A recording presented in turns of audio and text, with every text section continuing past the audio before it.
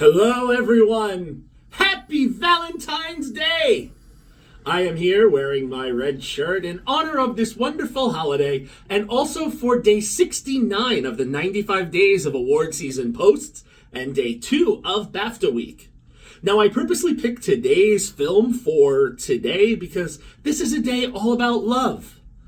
And this film is a true love letter to the genre that it is both spoofing and presenting. I'm here to talk about Tom George's See How They Run.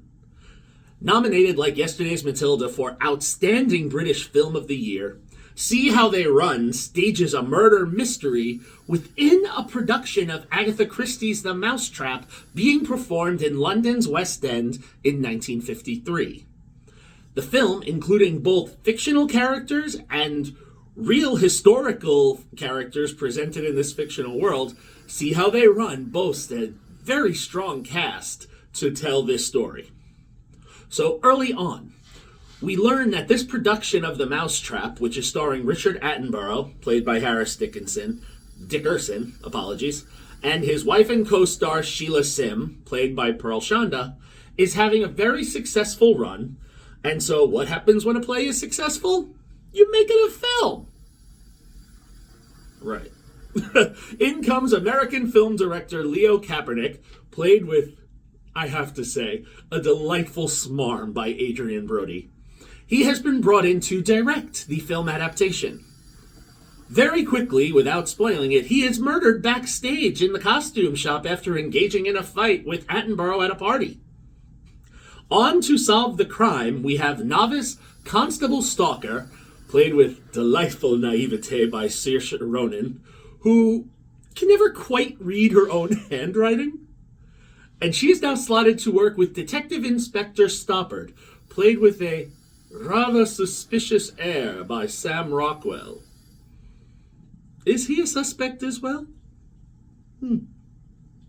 However, he is guilty of one thing, which is constantly having to draw Stalker back because he's a little too overexcited and is constantly jumping to conclusions, which will become a runner throughout the film.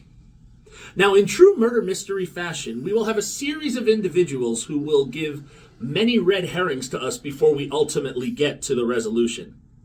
Among them, we have the film producer, John Wolfe, played by Reece Shearsmith, the play's producer, Petula Spencer, played by Ruth Wilson, and the film adaptation screenwriter, Mervyn Crocker Norris, played by David Oyelowo. Now, through a series of flashbacks as each of the suspects is telling their story, we see just how each one of them actually has a reason for wanting Kaepernick murdered.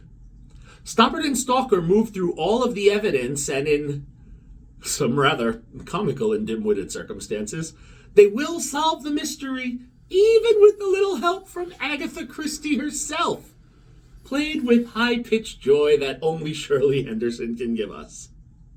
Now, See How They Run doesn't take itself too seriously, which is actually a good thing. That's what it does right.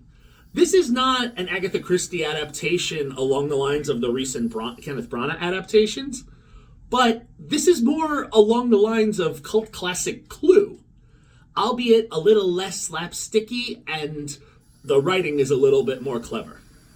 And again, the best thing that the film has going for it is the cast. Each of them brings a great energy to the role, regardless of the size. And it has to be said that the repartee and the back and forth between Ronan and Rockwell is truly what moves this film through. Their contradicting energies are quite enjoyable to watch. Now, for me, I give the film a 4 out of 5 stars. While the whole film is out there, which I do appreciate, the ending and the way they wrap it may have been a little too out there. So I deducted a star. But I did find this one very fun, and I believe you will too if you know what you're getting into. Go into this knowing that this is a spy spoof comedy satire, not a dramatic whodunit.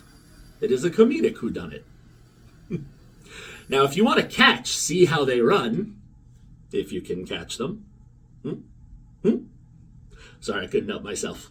The film is streaming exclusively on HBO Max. Again, before I leave, let me say happy Valentine's Day to everyone. I hope everyone is with their special someone and enjoying that special film. I will see everyone tomorrow as we continue the 95 days of award season posts and BAFTA week.